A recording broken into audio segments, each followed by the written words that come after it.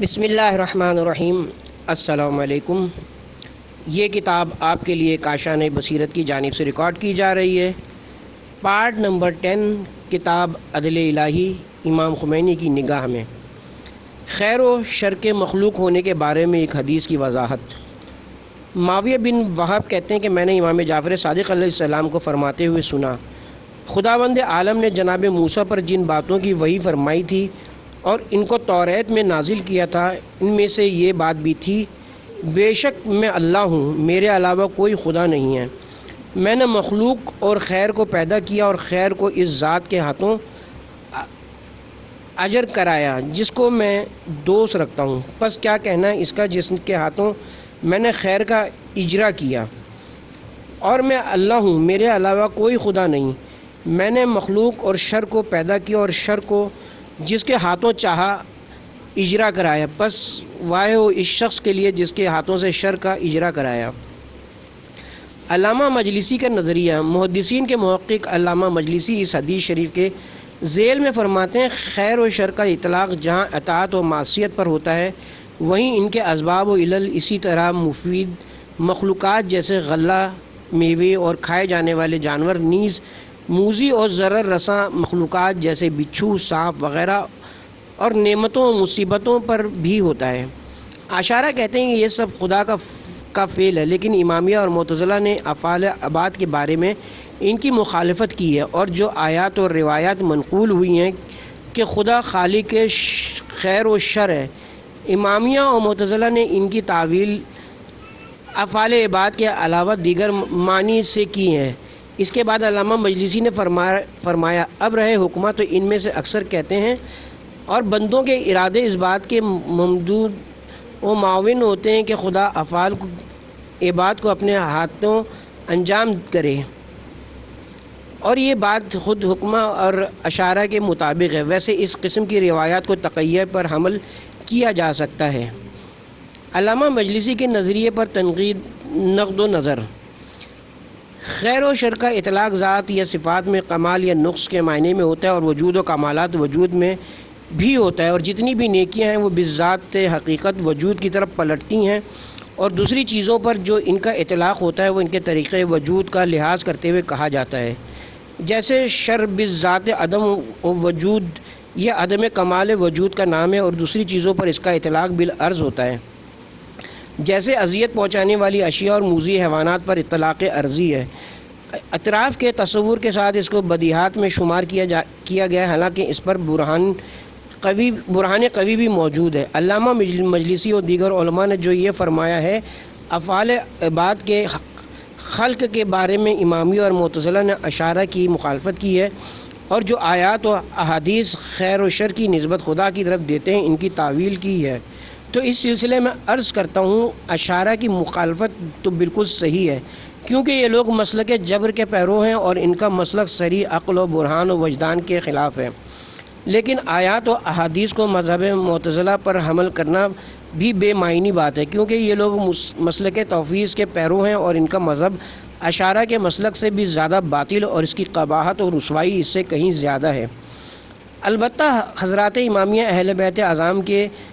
نور ہدایت اور خاندان وحی و عصمت کے بدولت مسلک حق کو اختیار کر چکے ہیں، جو آیات شریفہ اور مضبوط دلیلوں کے موافق اور عظیم ترین عرفہ کے مسلک اور اصحاب قلوب کے ذوق کے مطابق ہے۔ اس کی بنا پر وہ ان آیات و روایات کثیرہ کی تعویلات کے محتاج نہیں ہیں جن معنوں میں علامہ مجلسی نے تعویل کی ہے، بلکہ امامیہ اور ان کے ائمہ افعال عباد میں سے کسی بھی فعل کو نہ ارادہ حق سے معزول سمجھتے ہیں اور نہ کسی چیز کی مکمل طور پر بندوں کو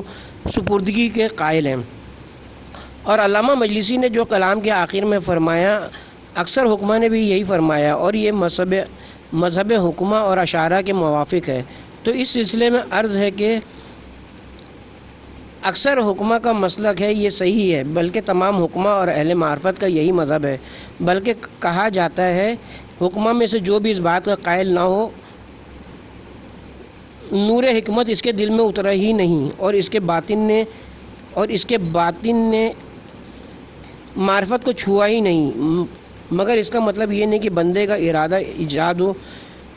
ایجاد حق تعالیٰ کے لیے مددگار ہوتا ہے۔ اور اس سے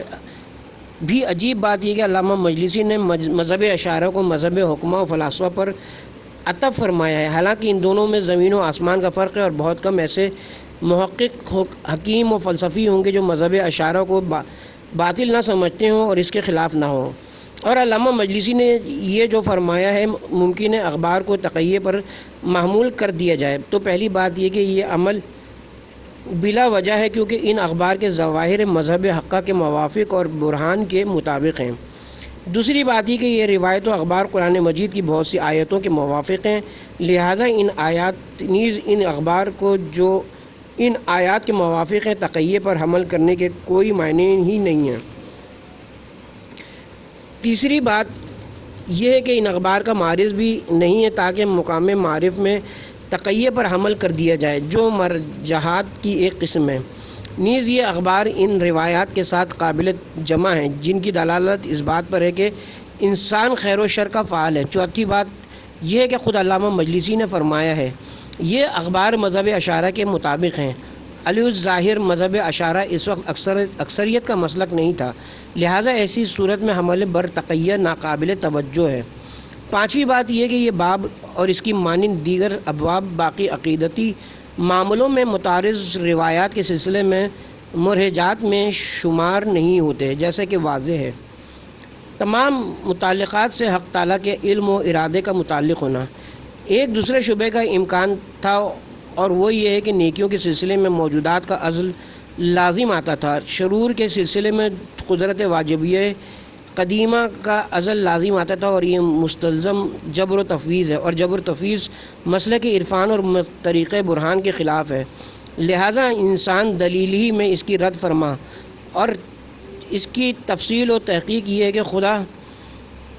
حسنات کے لیے بانسبت بندوں کے اولیٰ ہے، اور بندے شرور کے لیے بانسبت خدا کے اولیٰ ہیں، اور اس اثبات و علولیت میں دونوں طرف سے انتصاب ثابت ہے۔ اب رہی یہی بات کہ نیکیوں میں خدا کو اولیت ہے، اور اس کا اصل انتصاب بندوں سے اس وجہ سے ہے کہ مبادی خدا کی طرف نیکیوں کی نسبت وجود بالذات ہے، کیونکہ نیکیاں وجود کے لیے ذاتی ہیں، اور یہ واجب میں تو عین ذات ہے، لیکن ممکن میں جعل و افاضہ کی وجہ سے ہیں۔ پس بنیادی طور پر نیکیوں کا سرچشمہ خدا ہے، ممکن صرف مظہر اور عین ظہور ہے، اور اس ظاہریت و افاضے کی نسبت مظہریت قابلی سے عدم ہے، لیکن شرور اور برائیوں میں صورتحال اس کے برعکس ہے۔ البتہ دونوں نسبتیں محفوظ ہیں، کیونکہ جس چیز کا فیضان خدا کی طرف سے ہے وہ نیکیاں ہیں، اور ان کا لازمہ بطور طبیعت درمیان میں شرور کا وقوع ہے، پس عرضی طور پر اس کی طرف منسوب ہیں، لیکن بالذات یہ ذات کا نقصان اور ماہیت کا قصور ہے، اور خود آیت میں بھی ان دونوں نقطہ ہائے نگاہ سے دونوں معنوں کا ذکر ہے۔ ایک تو وہاں پر جہاں وحدت کا غلبہ ہے، اور کثرات و نقائص کو مزمل قرار دیتے ہوئے ارشاد فرمایا ہے سورہ نساء کی آیت نمبر 79 میں، اور دوم اس جگہ پر جہاں تخیل کثرت کو بالعرض ملاحظہ کر کے وسعت کو مقرر فرمایا، شرور اور خامیوں کا حق تعالیٰ سے منسوب نہ ہونا، چونکہ حقیقت وجود عین حقیقت کمال و تمام میں کسی بھی قبیح یا نقص کی نسبت خدا کی طرف نہیں دی جا سکتی، اور نہ وہ قابل جعل ہے، جیسا کہ اپنی جگہ مقرر اور ثابت ہے۔ اسی لیے فیض جتنا بھی افق کے کمال سے نزدیک ہوگا اور ذوف و فطور سے مبرہ ہوگا، حق کے ساتھ اس کا رابطہ عدم اور ذات حق کی طرف اس کی نسبت صحیح ہوگی، اور جس قدر ظلمت تعین و عدم کا غلبہ ہوگا اور حدود و نقائص زیادہ ہوں گے، اتنا ہی خدا سے ربط ناقص اور نسبت بعید ہوگی۔ اسی لیے ابتدائی افعال کو شریعت کی زبان میں حق سے زیادہ تر نسبت دیتے ہیں، اور افعال تجدیدی ملکی کی نسبت کم دیتے ہیں۔ اور اگر کسی کی آنکھ کھلی ہو، دل بیدار ہو، اور وہ نقص کو کمال سے، برائی کو اچھائی سے، اور قبیح کو حسن سے تمیز دے سکتا ہو، تو باوجود یہ کہ تمام عالم تحقیق تجلی فعلی حق اسی کی طرف منسوب ہے، وہ سمجھ سکتا ہے کہ ذات مقدس خداوند کے تمام افعال جمیل و کمال ہیں، اور نقص و قبیح کی کسی بھی قسم کی نسبت اس کی طرف نہیں دی جا سکتی۔ بلکہ اس کا انتصاب عرضی ہے، جیسا کہ حکمہ کی زبان پر شائع اور حکمت کی ابتدائی تعلیم میں رائج ہے۔ متعلقات سے تعلق میں علم و ارادے میں جدائی کا شبہ۔ بعض اوقات کہا جاتا ہے کہ خداوند متعال کا ارادہ اس کے علم کے عین مطابق نہیں ہو سکتا، کیونکہ خداوند ہر چیز سے آگاہ ہے، لیکن برائی، ظلم و ستم اور کسی قسم کی بدی کا ارادہ نہیں کرتا۔ پس حق تعالیٰ کا علم ہر چیز سے متعلق ہے، لیکن اس کا ارادہ ہر چیز کے متعلق نہیں ہو سکتا۔ بنابراین اس کا علم اس کے ارادے کے علاوہ اور اس کا علم بعید اس کی ذات ہے، پس اس کا ارادہ اس کی ذات کے علاوہ ہونا چاہیے۔ پس وہ ارادہ تو کرتا ہے، لیکن اس کا یہ ارادہ ذاتی نہیں ہوتا، ذاتی نہیں ہوتا، لیکن اس کا علم ذاتی ہے۔ فلاسفہ کا جواب۔ اس شبے کا جواب علماء فلاسفہ کی کتابوں کے مطابق یہ ہے کہ خیرات، اچھائیوں کا اضافہ جواد مطلق کی ذات کے منافی نہیں ہوتا، بلکہ خیرات کا انتخاب ذات حق کا لازمہ ہوتا ہے، اور یہ کہ اپنی پسندیدہ خیرات کا اضافہ اپنی پسندیدہ خیرات کا افاضہ ذات کی حیثیت سے ہوتا ہے، لہذا یہی اس کا ارادہ کہلاتا ہے۔ اور خیرات کے ساتھ متعلق ارادے کی علم کے ساتھ نسبت وہی ہے جو سمیع و بصر میں نسبت ہے، اور یہ دونوں بین ہی حق تعالیٰ کی ذات ہیں، جبکہ یہ دونوں صفات سننے اور دیکھنے والی چیزوں سے تعلق رکھتی ہیں۔ پس ہمیں کہنا چاہیے کہ ذات حق تعالیٰ ہر معلوم کے بارے میں علم ہے، اور ہر سننے والی چیز کی نسبت سمیع ہے، اور ہر دیکھنے والی چیز کی نسبت بصر ہے، اور حق تعالیٰ کے ارادے کی ترتیب خیرات کے ساتھ متعلق ہونے کے لحاظ سے عین ذات حق ہے۔ امام امت کا جواب۔ ہمارے پاس اس شبے کا ایک اور جواب بھی ہے، جس کی طرف ہم اختصار کے ساتھ اشارہ کرتے ہیں، اور اس کی تفسیر اور استدلال و برہان کو اس کے اپنے خاص مقام کی طرف معمول کرتے ہیں۔ علمی حقیقت کے جو عین ذات حق تعالیٰ ہے، اور وہ عین بساطت اور وحدت میں کشف تفصیلی بھی ہے، اس کی حقیقت وجود محض کہلاتی ہے، کہ جو وحدت کی حیثیت سے تمام وجودات کو اپنے اندر سمیٹے ہوئے، اور وہ کشف تام کے جو اشیاء کے علم ذاتی کے کشف کے تابع ہے، وہی بذات وجود بما ہو وجود کو منکشف کرتا ہے، اور شر و نقص کی جہات کے جن کی بازگشت عدم اور نیستی کی طرف ہوتی ہے، چونکہ یہ خود نقص کے حامل ہیں، اس لیے علم ذاتی ان سے تعلق پیدا نہیں کر سکتا، لہٰذا اس قسم کے امور کا علم بالعرض ہوتا ہے، اور اسی طرح ارادہ بھی ان سے اسی جہت سے متعلق قرار پاتا ہے۔ پس علم و ارادہ ذاتی اور عرضی طور پر متعلق قرار پانے میں ایک دوسرے کے ہم پلہ ہوتے ہیں۔ پس یہ بات کہ علم تو ہر چیز کے متعلق بن سکتا ہے، لیکن ارادہ نہیں بن سکتا ہے۔ ایک ناقص بات یہ کہ جو علم بھی بذات علم کے متعلق قرار پاتی ہے، اسی ترتیب سے ارادہ بھی اس کے متعلق بن سکتا ہے، اور جس چیز کے بالعرض علم متعلق قرار پاتا ہے، ارادہ بھی بالعرض اس کے متعلق بن سکتا ہے۔ جو کچھ بیان ہوا ہے، اس کا نتیجہ یہ ہے کہ حق تعالیٰ کی جملہ صفات ذات میں سے ایک ارادہ بھی ہے، البتہ انسان کے اندر دم بدم بدلنے والے ارادے سے خداوند متعال کی ذات منزہ ہے، جس طرح دوسری صفات سے امکانی حدود کے ساتھ ذات باری تعالیٰ پاک و منزہ ہے۔ رہی بات اس نظریے کی مخالف منقولہ روایات کی، تو وہ ایک انتہائی لطیف توجہ کی حامل ہیں، جس کے بیان کی یہاں گنجائش نہیں۔ تمام افعال خدا سے منسوب ہونے کے باوجود خیرات کا خدا سے اور سیئات کا بندوں سے منسوب ہونے کا سبب، جیسا کہ آپ جانتے ہیں کہ ہر صاحب اثر کا اثر اور ہر فعل کا فعل ایک جانب سے خداوند متعال اور دوسری جانب سے خود اس کی طرف اپنی طرف منسوب ہے، لیکن ان کی تمام تر خیرات، خوبیاں، کمالات اور سعادتیں فقط خداوند متعال کی وجہ سے ہیں، اور وہ خود ان کے زیادہ سزاوار ہے۔ البتہ ہر قسم کا شر، بدی، نقص اور شقاوت خود فعال کی طرف منسوب ہوتی ہے، اور وہ خداوند متعال سے زیادہ ان نقائص کے سزاوار ہیں، کیونکہ خداوند متعال جس طرح وجود محض ہے، اسی طرح کمال محض اور جمال محض بھی ہے، ورنہ وہ محض اور صرف محض نہیں ہو سکتا۔ چونکہ یہ بات ذات حق میں ترتیب و امکان کا باعث بنتی ہے، اسی طرح اس قسم کی بات کو قبول کرنے کا لازمہ عالم وجود میں دو اصل کو قبول کرنا ہے، ایک وجود اور دوسرا اس کا مقابل، جبکہ وجود کا مقابل عدم و ماہیت ہے، کہ جن کی حیثیت سب کو معلوم ہے۔ بنابراین خداوند متعال محض وجود اور تمام کمالات کا محض ہے، اور جو چیز محض وجود سے صادر ہوتی ہے، وہ وجود و کمال کے سوا اور کچھ نہیں ہو سکتی۔ نقائص اور شرور معلومات کے ذاتی لوازم میں سے ہیں، بغیر کسی جاہل کے، چونکہ جال سوائے وجود کے کسی اور سے متعلق نہیں بن سکتا، کہ جو عین کمال و سعادت اور خیر ہے، پس سب خیرات اور خوبیاں مجہول ہیں اور ان کا مبدع جال حق تعالیٰ کی ذات ہے، اور عالم طبیعت میں موجود شرور اور نقائص مادیت کے باہمی ٹکراؤ اور عالم مادہ کی تنگی کا نتیجہ ہیں۔ ان سب کی بازگشت عدم وجود یا عدم کمال وجود کی طرف ہوتی ہے، جبکہ عدم بطور کلی قابل جال نہیں ہوتے، بلکہ نسبی عدم مجہولات اس فانی دنیا کی تنگی اور زندان طبیعت میں گرفتار قیدیوں کے لوازم اور زمانے کی زنجیریں ہیں۔ ان سب کی بازگشت ممکن الوجود کی طرف ہوتی ہے، بنابراین جو خوبیاں، اچھائیاں، سعادتیں اور کمالات آپ تک پہنچتے ہیں، سب کے سب خداوند متعال کی جانب سے ہیں، اور بدیاں، برائیاں، نقائص اور شقاوتیں خود تمہاری اپنی جانب سے ہیں، لیکن نقائص اور برائیاں کے جو امکانی وجود کا لازمہ ہیں،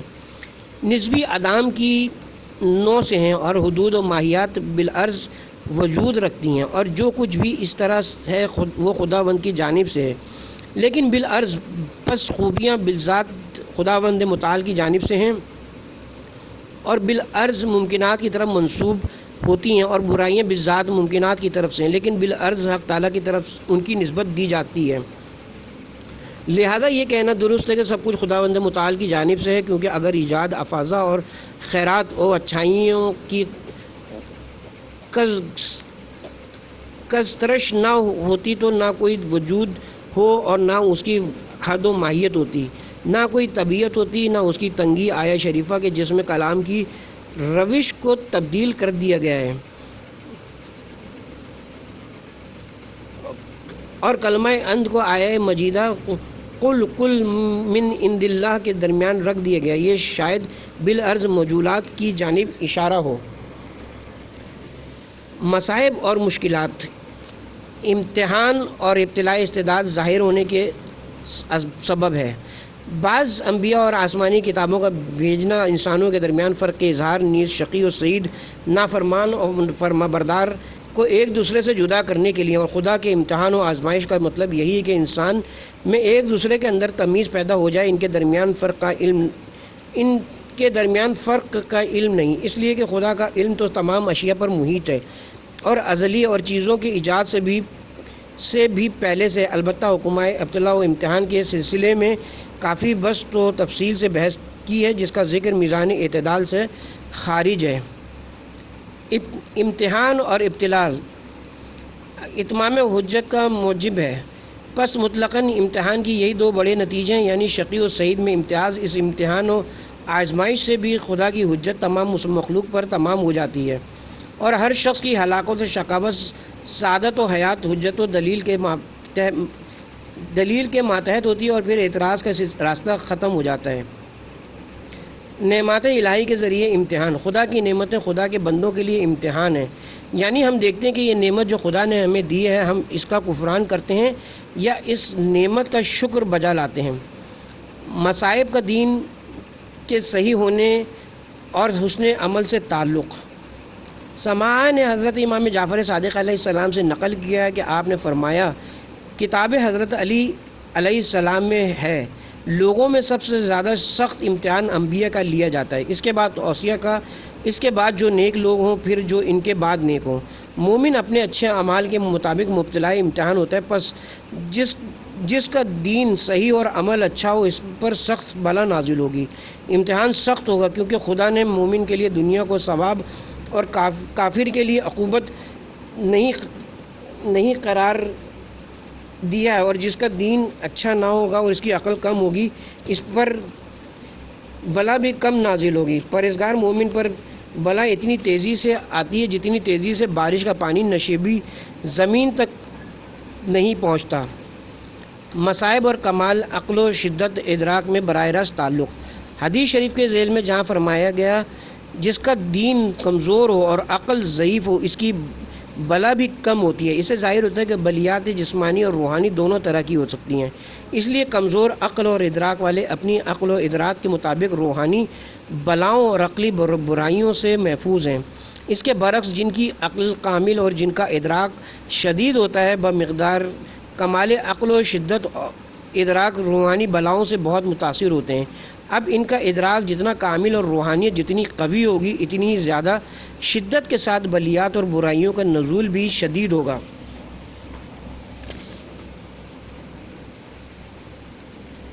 لذائذ اور خوشیاں، محبت دنیا کا سبب۔ انسان جو کام کرتا ہے بلکہ ملک بدن میں جو بھی ہوتا ہے اور وہی نفس کے ادراک سے متعلق ہو، خواہ وہ اچھا کام ہو یا برا، اس کا نفس پر ایک اثر مرتب ہوتا ہے، جس کی تعبیر روایات میں سفید نقطہ اور سیاہ نقطے سے کی گئی ہے۔ چاہے وہ چیز لذت والی ہو یا درد و الم والی ہو، مثلا کھانے پینے، نکاح وغیرہ سے انسان کو جو لذت حاصل ہوتی ہے، اس سے نفس کے اندر ایک اثر پیدا ہوتا ہے اور باطن روح میں اس چیز کے لیے لگاؤ اور محبت پیدا ہوتی ہے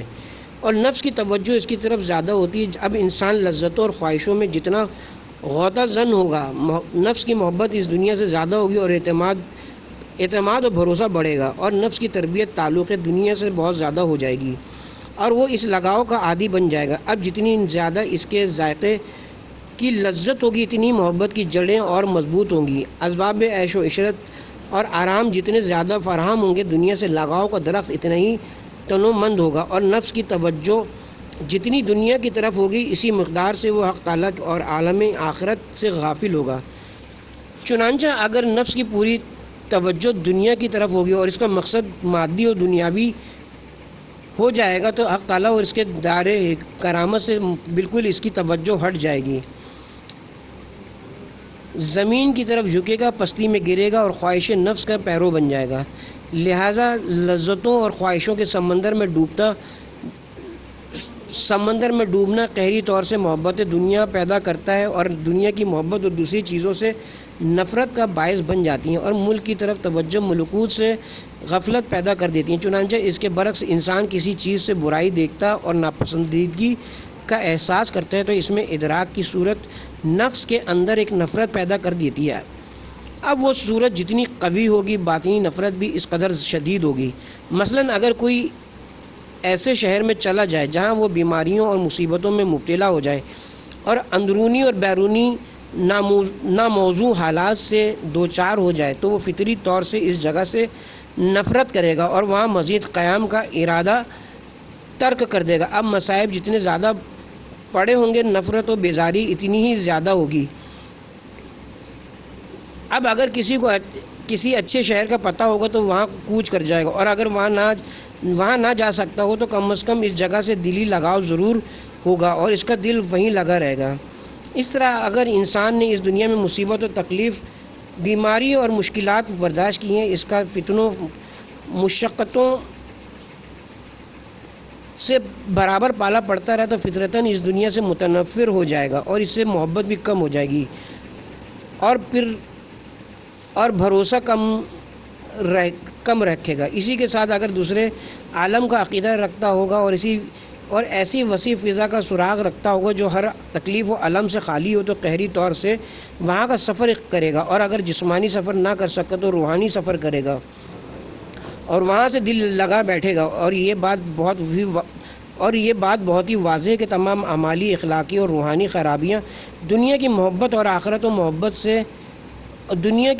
آخرت و خدا سے غفلت کی بنا پر پیدا ہوتی ہیں اور دنیا کی محبت ہر خطا کی بنیاد ہے۔ اس لیے تمام روحانی، اخلاقی و اعمالی اصلاح خدا اور دار کرامت کی طرف توجہ اور دنیا سے لا تعلقی اور اس کی زیبائش پر بھروسہ نہ کرنے پر موقوف ہے۔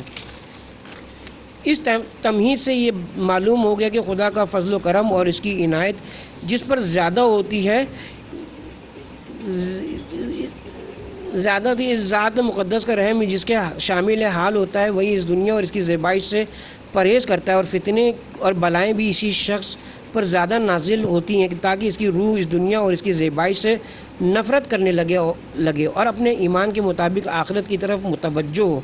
اور اس کا دل بھی ادھر ہی متوجہ ہو جائے۔ شدت ابتلا کے لیے اگر اس کے علاوہ کوئی اور وجہ نہ ہوتی تب بھی یہ کافی تھی۔ احادیث شریفہ میں بھی اس کی طرف اشارہ موجود ہے۔ چنانچہ کافی میں امام محمد باقر علیہ السلام سے منقول ہے کہ آپ نے فرمایا، خدا اپنے بندہ مومن کو بلاؤں کا تحفہ اس طرح پیش کرتا ہے جس طرح اپنے سفر سے پلٹ کر آنے والے اہل و عیال کے لیے سوغات لاتا ہے اور دنیا سے اس کو اس طرح پرہیز کرواتا ہے جس طرح طبیب اپنے مریض کو پرہیز کرواتا ہے۔ حق تعالیٰ کے مقام کی طرف انقطاع اور اس سے انس۔ خدا کے خاص بندوں کے مبتلا مصیبت ہونے کی ایک دوسری وجہ یہ بھی ہے کہ جب یہ لوگ پریشانیوں اور مشکلات میں ہوتے ہیں تو بارگاہ عقد الہی میں تضرع و زاری اور مناجات کرتے ہیں۔ اس طرح ذکر و فکر سے مانوس ہو جاتے ہیں اور انسانی فطرت کے اندر یہ بات ہے کہ مصیبتوں کے وقت ہر اس چیز کا سہارا لینے کی کوشش کرتا ہے جس سے نجات کا احتمال ہو، حالانکہ سلامتی اور راحت کے وقت اس سے غافل رہتا ہے، اور چونکہ خاصان خدا پروردگار کے علاوہ کسی اور کو سہارا نہیں مانتے، لہٰذا اسی کی طرف متوجہ ہوتے ہیں اور دنیا سے قطع تعلق کر کے صرف اسی سے وابستگی پیدا کرتے ہیں، اور خدا بھی ان لوگوں پر عنایت کرتا ہے اور خلق سے لا تعلقی کے اسباب پیدا کر دیتا ہے۔ اگرچہ یہ وجہ اور اس سے پہلے والی وجہ دونوں انبیاء اور کامل اولیاء کے سلسلے میں درست نہیں ہیں، کیونکہ ان حضرات کا مرتبہ اس سے کہیں بلند ہے اور ان کے قلوب ایسے نہیں کہ ان امور کے ذریعے دنیا سے لگاؤ اور تعلق پیدا کریں، یا ان امور کی وجہ سے ان کی توجہ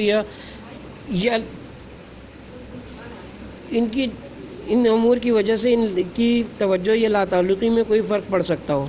یہ بھی ممکن ہے کہ انبیاء اور کامل اولیاء اپنے باطنی نور اور روحانی مکاشفات کی بنا پر جانتے ہیں کہ خدا دنیا و زیبائش دنیا کی طرف نظر لطیف نہیں رکھتا، اور دنیا و مافیہ خدا کی مقدس نظر میں پست و ذلیل ہے۔ اس بنا پر ان حضرات نے فقر کو غنا پر، ابتلا کو راحت پر اور بلیات کو دوسری چیزوں پر مقدم کیا ہے، اور احادیث شریفہ میں اس کا ثبوت بھی ہے۔ چنانچہ حدیث میں ہے، جبرائیل علیہ السلام زمین کے خزانوں کی کنجیاں لے کر حضرت صلی اللہ علیہ وسلم کی خدمت میں حاضر ہو کر بولے، اگر آپ ان کو قبول کر لیں تو آپ کے اخروی درجات میں کوئی کمی نہیں ہوگی، مگر رسول اکرم صلی اللہ علیہ وسلم نے خدا کے سامنے فروتنی کا اظہار کرتے ہوئے قبول نہ فرمایا اور فقر کو اختیار فرمایا۔ بعض جبرائیل کے ساتھ ایک ایسا ملک جو کبھی زمین پر نہیں آیا تھا، زمین کے خزانوں کی چابیاں لے کر رسول کے پاس آ کر بولا، اے محمد، آپ کا رب سلام کے بعد کہتا ہے، تمہارا جی چاہے تو بندہ و نبی، اگر تمہارا جی چاہے تو بندہ و نبی بنو اور جی چاہے تو نبی و بادشاہ بنو۔ جبرائیل نے اشارہ کیا، آپ تواضع سے کام لیجئے، تو رسول نے کہا، میں بندہ اور رسول ہونا پسند کرتا ہوں۔ یہ سن کر فرشتہ آسمان کی طرف چلا گیا۔ بعض درجات پر فائز ہونے کا تنہا راستہ ابتلا ہے۔ مومنین کے شدت ابتلا کی وجہ یہ بھی ہے کہ جس کا ذکر روایات میں ہے کہ مومن کے لیے درجات ہیں، اور جب تک وہ بلاؤں اور آلام و امراض میں مبتلا نہ ہوں گے ان درجات کو حاصل نہ کر سکیں گے۔ اب ہو سکتا ہے کہ یہ درجات دنیا سے روگردانی اور خدا کی طرف توجہ کی صورت میں حاصل ہوں، اور یہ بھی ہو سکتا ہے کہ ان بلاؤں کی ایک ملکوتی صورت ہو کہ جب تک عالم ملک میں اس کا ظہور نہ ہو اور مومن اس میں مبتلا نہ ہوں اس کو حاصل نہ کر سکتا ہو، جیسا کہ کافی میں حدیث شریف کی سند حضرت امام صادق علیہ السلام تک پہنچائی گئی ہے کہ جس میں امام سے منقول ہے، آپ نے فرمایا، تحقیق خدا کے پاس بندے کی منزلت ہوتی ہے جس کو وہ دو صورتوں میں سے کسی ایک صورت سے حاصل کر سکتا ہے، یا اس کا مال چلا جاتا ہے یا اس کے جسم پر کوئی مصیبت نازل ہو جاتی ہے۔ یہاں پر ایک سوال کی گنجائش تھی کہ جو لوگ نظام عتم اور قضائے مخفی الہی سے ناواقف ہیں وہ یہ سوال کر سکتے ہیں کہ جب بندہ خدا کی اپنے پروردگار کے نزدیک اتنی عظمت ہے تو غربت و ہلاکت میں کیوں مبتلا ہے؟ اگر دنیا کی کوئی اہمیت ہی نہیں ہے تو بعض ایسے دولت مند اور بعض اتنے غریب کیوں ہیں؟ اس پیدا ہونے والے احتمالی سوال کا جواب دیا جا رہا ہے کہ میرے بندوں کے حالات اور ان کے دلوں کے حالات مختلف ہیں، بعض کا علاج غربت کے علاوہ کچھ ہی نہیں، اس لیے اس کی اصلاح حال کی خاطر اس کو غریب بنا دیا گیا ہے، اور بعض کی اصلاح بے نیازی اور دولت پر موقوف تھی اس لیے ان کو مالدار بنایا گیا، اور یہ دونوں باتیں مومن کی کرامت اور خدا کے نزدیک اس کی قدر و منزلت ہیں۔ ہر قسم کی مرجعیت مومن کی حالت سدھارنے کے لیے ہے۔ خداوند عالم مومنین کو جو کچھ بھی دیتا ہے، چاہے وہ دولت مندی ہو یا غربت، صحت ہو یا بیماری، امن ہو یا بے امنی یا دیگر امور، وہ سب مومنین کی اصلاح کے لیے اور ان کے دلوں کو خالص اور پاک کرنے کے لیے ہوتا ہے۔ یہ حدیث شریف ان دیگر کثیر حدیثوں کے منافی نہیں ہے جن میں آیا ہے کہ مومنین کو بیماریوں،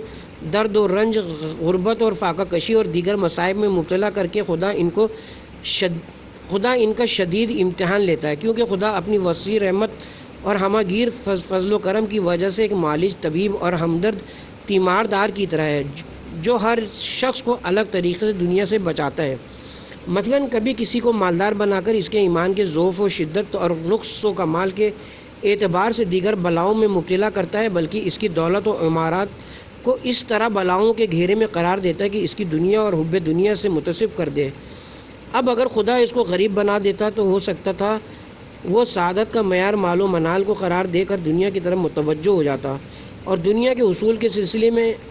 اپنے کو ہلاکت ابدی میں ڈال دیتا، لیکن جب دنیا اس کے حوالے کر کے اس کو زحمتوں اور صدموں کے بھنور میں ڈال دیا تو یہ چیز دنیا سے متنفر بنانے کے لیے کافی ہے۔ ہمارے ایک بزرگ متعدد بیویاں رکھنے کے بارے میں فرمایا کرتے تھے کہ انسان سمجھتا ہے کہ یہ دنیا میں داخل ہونے اور اس کی طرف متوجہ ہونے کا راستہ ہے، لیکن جب اس میں خود مبتلا ہوتا ہے تو سمجھتا ہے کہ یہی وہ سب سے بڑی چیز ہے جو انسان کو دنیا سے متنفر کر دیتی ہے۔ اس لیے خدا کبھی مومن کو غربت میں مبتلا کر کے ان کی اصلاح کرتا ہے اور ان کے دلوں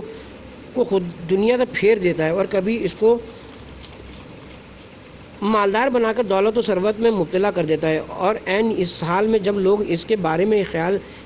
کرتے ہیں یہ تو عیش و عشرت کی زندگی بسر کر رہا ہے، وہ زحمت و تکلیف میں مبتلا ہوتا ہے، اور ساتھ ہی اس بات میں کوئی منافات نہیں ہے کہ غریب مسلمانوں کا مقام خدا کے نزدیک بلند ہو، جیسا کہ روایت سے معلوم ہوتا ہے۔ بعض مصائب انسان کے عمل کا نتیجہ ہیں۔ آپ کی ان مفسدہ انگیز اعمال و کردار کی سزا فقط عالم آخرت تک ہی محدود نہیں ہوتی، بلکہ اس دنیا میں بھی آپ کو شدید اور گوناگون مشکلات اور مصائب کا سامنا کرنا پڑے گا، اور آپ مصیبتوں اور بدبختیوں کے گرداب میں پھنس جائیں گے۔ استدراج، لہٰذا اگر اس دنیا میں اگر کوئی کسی گناہ یا فحاشی کا ارتکاب کرے یا کسی پر ظلم و تعدی کرے تو جو لوگ یہ توقع رکھتے ہیں خدا کو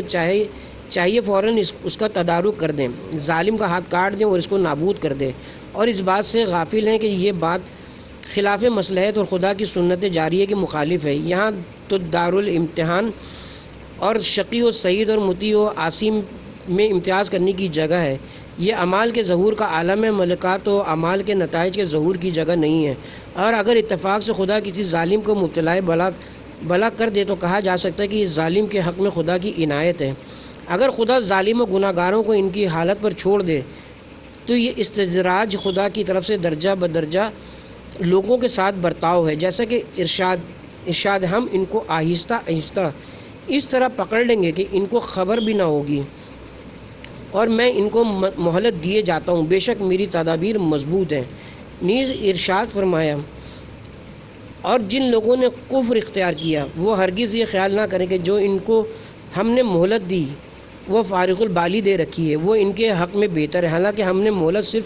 اس وجہ سے دی ہے تاکہ وہ خوب گناہ کر لیں، اور آخر کو ان کے لیے رسوا کرنے والا عذاب ہے۔